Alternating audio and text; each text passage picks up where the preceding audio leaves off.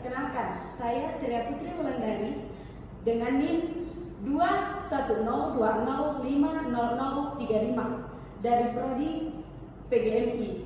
Nah, di sini saya akan menjelaskan mengenai pengelolaan kelas. Oke, baik. Di sini saya akan menjelaskan mengenai pengelolaan kelas. Yang pertama yaitu strategi pengelolaan kelas dan manajemen perilaku siswa untuk menciptakan lingkungan yang kondusif. Nah, poin yang pertama yaitu strategi pengelolaan kelas. Nah, strategi pengelolaan kelas yang pertama yaitu membuat rencana pembelajaran. Nah, membuat rencana pembelajaran yang jelas dan terstruktur untuk memudahkan siswa untuk menyelesaikan materi pembelajaran. Nah, yang kedua yaitu mengatur ruang kelas. Nah, kedua yaitu mengatur ruang kelas. Mengatur ruang kelas yang nyaman dan kondusif, seperti menata bangku, terus menata pencahayaan dan suhu. Kemudian yang kedua yaitu menggunakan teknologi.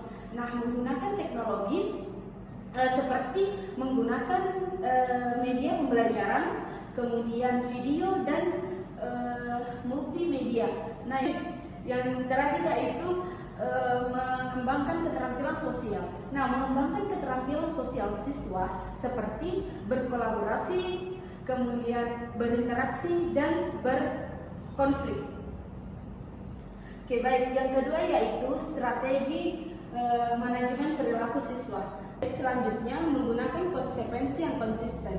Nah, menggunakan konsekuensi yang konsisten dan untuk memastikan bahwa siswa dapat memahami bahwa ada konsekuensi yang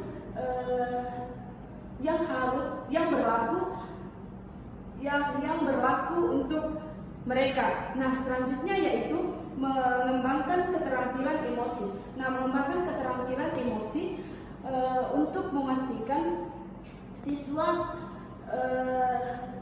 lebih memahami, untuk memastikan mereka lebih memahami perilaku mereka sendiri. Baik, selanjutnya yaitu penerapan pendekatan disiplin positif dan pencegahan konflik di kelas. Nah, yang pertama yaitu penerapan pendekatan disiplin positif. Membangun hubungan yang positif dengan siswa seperti dengan memahami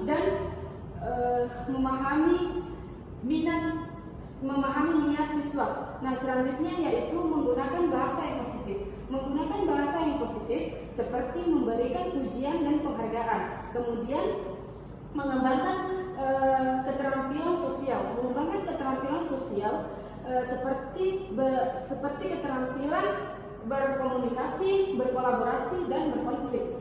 Selanjutnya menggunakan konsekuensi yang logis. Nah, menggunakan konsekuensi yang logis dan konsisten.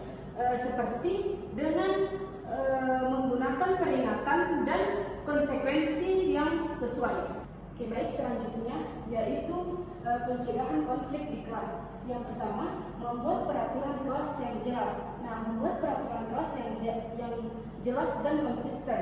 Nah, yang kedua yaitu menggunakan sistem penghargaan. Menggunakan sistem penghargaan yang dapat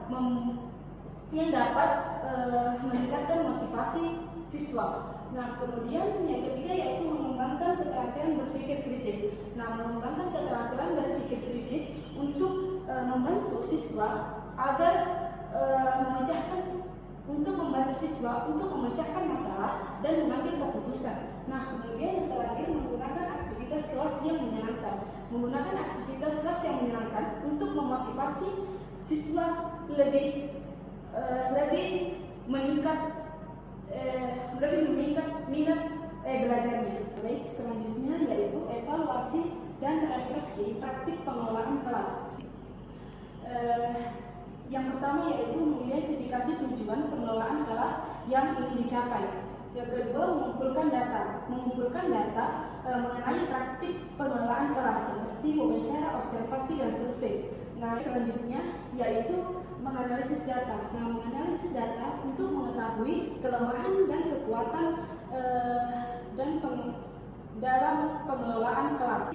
Yang terakhir yaitu mengidentifikasi kekuatan dan kelemahan. Nah, mengidentifikasi kekuatan dan kelemahan praktik pengelolaan kelas berdasarkan analisis data. Baik, selanjutnya yaitu refleksi praktik pengelolaan kelas. Nah, yang pertama yaitu merefleksikan praktik. Nah, yang kedua, mengidentifikasi faktor yang mempengaruhi. Kemudian yang ketiga, mengembangkan rencana pendidikan. Dan yang keempat, mengimplementasikan rencana pendidikan. Baik, mungkin itu saja materi tentang pengelolaan kelas yang dapat saya sampaikan. Kurang dan lebihnya mohon dimaafkan, dan saya akhiri. Wassalamualaikum warahmatullahi wabarakatuh.